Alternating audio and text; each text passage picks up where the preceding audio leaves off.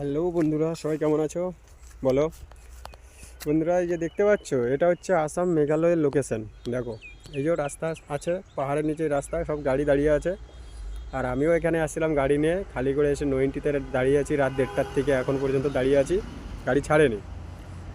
So সেই ফাঁকে আমি তোমাদের একটু এখানকার লোকেশনটা দেখিয়ে দিচ্ছি। চা বাগানের দেখো, কত সুন্দর সবুজ চা বাগান, দেখতে খুব সুন্দরই লাগছে।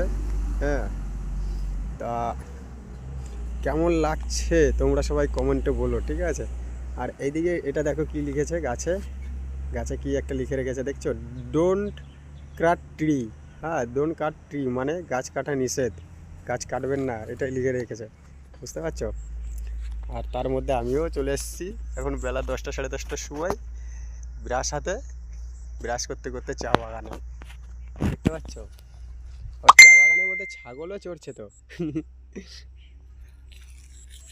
যাই হোক, দেখো এখানকার লোকেশনটা কেমন লাগে, দেখছো।